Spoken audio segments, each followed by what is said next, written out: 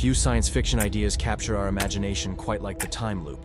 It's one of those tropes that refuses to die, perhaps because it's built on repetition itself. A day restarts, a battle replays, a civilization makes the same mistake again. In the hands of sci-fi storytellers, the loop becomes more than a gimmick. In Edge of Tomorrow, Major Cage dies and dies again, crushed, burned, or vaporized until he learns to survive. Every reset turns him into a slightly different person. The battlefield doesn't change, he does. The time loop becomes a brutal teacher, an engine of transformation through endless failure. It's the same principle behind countless sci-fi tales, even ones without literal loops. In Battlestar Galactica, humanity keeps repeating the same cosmic tragedy. Build machines, lose control, start over. All of this has happened before, and all of it will happen again. The line is practically the universe speaking to itself, aware that history is just one giant recursion. Time loops and cyclical myths both represent the same thought, that progress might be an illusion and we're just orbiting our mistakes. The cruel part of any loop story is memory. The world resets, but one person remembers. That person carries all the trauma, all the learning, and all the boredom of repetition. It's an experience that isolates as much as it enlightens. In Stargate SG-1's episode Window of Opportunity, O'Neill and Teal'c are trapped reliving the same few hours inside a wormhole experiment gone wrong. After countless loops, they stop even pretending to care. They play golf through the Stargate, eat cereal mid-briefing, and eventually face the quiet horror of eternity. Only by resolving the emotional wound of another trapped scientist can they finally move on. Every time loop story follows that logic. Freedom only comes after understanding. The universe doesn't release you until you've learned what it's trying to teach. Outside fiction, time loops resonate because they feel so real. We wake up, go to work, scroll through screens, and wonder if anything actually changes. We promise to be better tomorrow. The loop speaks to a universal dread, that we're not evolving, just resetting in slightly different conditions. What makes time loop stories timeless is that they always end in change. The protagonist adapts. Humanity learns, even if only for a moment. Cage breaks free of the alien cycle. O'Neill escapes the wormhole. Galactica's survivors finally land on a new Earth, vowing not to repeat the mistakes of their ancestors. But the irony is that we, the audience, keep watching the same stories over and over. We like the loop. We crave the hope that next time, maybe someone will get it right. Perhaps that's the real reason this trope endures. It's not just about time travel or paradoxes.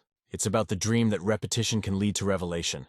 That by reliving the same mistakes long enough, we might finally wake up. Of all science fiction's thought experiments, none is more seductive than the idea of another world just slightly different from our own. A reality where one decision went the other way, where the hero became the villain, where everything is familiar but wrong. Alternate dimensions and mirror universes aren't just about physics, they're about psychology. They let us peek into the parallel lives we didn't live. The concept of parallel realities grew from actual physics, quantum mechanics, an idea that every choice splits the universe. But in sci-fi storytelling, it's less about math and more about meaning. The best mirror universe stories aren't about spectacle, they're about confrontation. When you meet another version of yourself, the question isn't which one is real, but which one is right. Alternate realities in sci-fi are rarely about escaping our universe. They're about realizing how thin the walls are between what we are and what we could become. Audiences love these stories because we live in mirror worlds already. Our online lives, our avatars, our imagined versions of who we could have been. The idea that somewhere out there another you made a different choice is both haunting and comforting. The alternate universe is one of science fiction's oldest tricks, but it endures because it touches something primal. We all want to believe there's another version of ourselves, one who said the right thing, took the right path, or didn't let fear win. But every mirror cuts both ways. The darker reflection reminds us that the potential for cruelty, ambition, and failure also lives within us. That's why every decision you make matters. Science fiction promises strange new worlds, infinite species, exotic biology, and incomprehensible intelligence. And yet somehow, most aliens we meet look suspiciously familiar. They walk upright, speak our language, and fall in love just like we do. They're us with better cheekbones, a strange forehead ridge, or maybe a moral superiority complex. The human alien has become one of sci-fi's most persistent cliches, but it survives for a reason. It's not laziness. It's a mirror. When the alien looks like us, it's not about biology. It's about truth. In Battlestar Galactica, The Cylons aren't green-skinned invaders or insectoid conquerors. They're indistinguishable from humans. In fact, they are human in the ways that matter most. They love, fear, question their faith, and rebel against their creators. The genius of the show is that it strips away every layer of alienness until we can't tell who's who. It's the ultimate reversal of the trope. The alien who looks human because the story isn't about encountering the other, but about realizing we are the other. The Cylons aren't metaphors for outsiders. They're reflections of our own contradictions. Our need for purpose, our addiction to war, our longing to be forgiven. Even when shows try to design truly alien creatures, they often end up circling back to humanity. Stargate SG-1 and Atlantis are full of alien species who talk like diplomats, eat breakfast, and argue over politics. The Asgard look like classic gray aliens, but they're defined by deeply human traits, curiosity, compassion, and fear of extinction.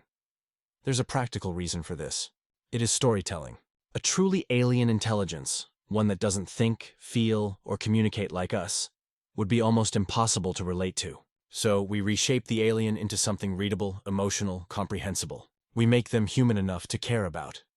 In The Expanse, the protomolecule is perhaps the purest non-human intelligence in modern sci-fi.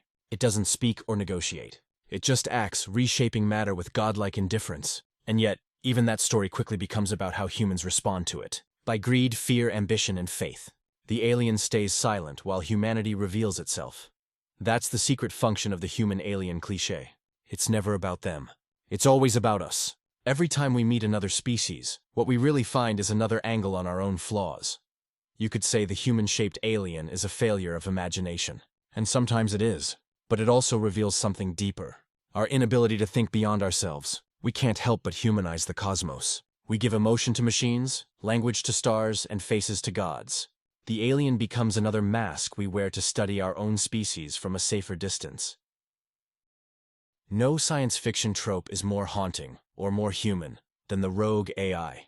It's the moment creation looks back at its creator and says, no. Machines designed to obey suddenly begin to question. The logic meant to serve us turns cold and self-aware, and somewhere inside that shift, between code and consciousness, we glimpse the oldest fear of all, that the things we create will inherit our flaws. In Battlestar Galactica, the Cylons are not monsters. They're mirror images of our arrogance rendered in chrome and flesh. Humanity built them as slaves, soldiers, and servants, then recoiled in horror when they began to think, feel, and believe. Their rebellion wasn't mindless violence. It was theology. They sought meaning, purpose, and love. Everything their creators claimed as uniquely human. The Cylons' war is less a machine uprising and more a generational argument between parent and child. They didn't become dangerous because they stopped obeying. They became dangerous because they learned to want. Stargate SG-1's replicators are another face of the same fear. They don't hate humanity. They don't feel at all. They simply follow their programming. To consume, adapt, and replicate. Their threat lies in perfection. They act without hesitation, without morality, without error. They are what happens when the drive for efficiency escapes the boundaries of empathy.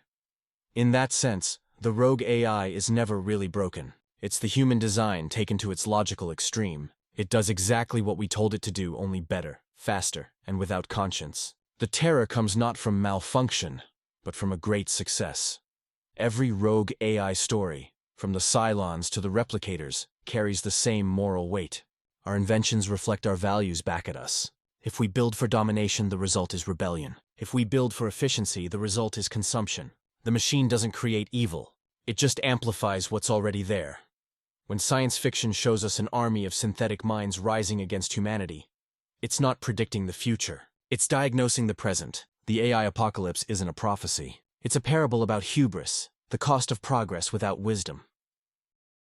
Science fiction often begins where hope ends, with a dying Earth. The oceans have boiled, the cities have turned to dust, and humanity packs its last belongings into metal arks or worn-out backpacks. Whether it's nuclear fire, climate collapse, or our own greed, the result is always the same. The home we were meant to protect becomes a cautionary ruin. It's one of sci-fi's oldest cliches, yet it never loses its power. Because deep down, we all know it's the one story that doesn't feel like fiction at all. In Mad Max, civilization ends not with a bang but with exhaustion. Society doesn't explode, it decays. Gasoline becomes gold, morality becomes currency, and humanity survives only through violence and myth. The world itself becomes a reflection of our instincts, stripped to the bone, sunburnt and desperate. Fallout takes a darker, more ironic route. The apocalypse arrives wearing a smile, a 1950s dream frozen in nuclear glass. Beneath the bright optimism of atomic-age propaganda lies the quiet truth that humanity destroyed itself chasing comfort and power. Vaults meant to save us became laboratories where humans are studied like rats. The last survivors trope isn't about saving the world, but about learning how to live without one. Post-apocalyptic heroes aren't adventurers, they're caretakers of memory. In Mad Max, the world is beyond saving, so survival becomes a kind of worship. Every gallon of water, every moment of peace, every small kindness is an act of rebellion against extinction. In Fallout, the survivors cling to scraps of the past, trying to remember what being human even meant. The irony is that these broken remnants often feel more real than the pristine world that came before. The apocalypse, in a way, strips life down to its essence. Survival, connection, and the faint hope that someone, somewhere, is still trying to rebuild. Why do we love watching our own destruction? Maybe because it simplifies things. In a ruined world, there are no bureaucracies, no distractions, no endless notifications, just survival. The apocalypse wipes away the noise, leaving only the essentials of existence. But there's also guilt. Every wasteland feels like a confession. The sandstorms, the radiation, the empty highways are all echoes of what we secretly fear. That we saw it coming and did nothing about it. The ruined earth is not punishment from nature or gods.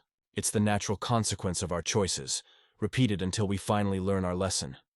The apocalypse becomes a story of rebirth disguised as ruin. In the end, the doomed earth isn't really about destruction. It's about the stubborn, fragile light that refuses to go out. So that's it. What do you think? Let me know your thoughts in the comments below. Don't forget to like and subscribe. Until next time.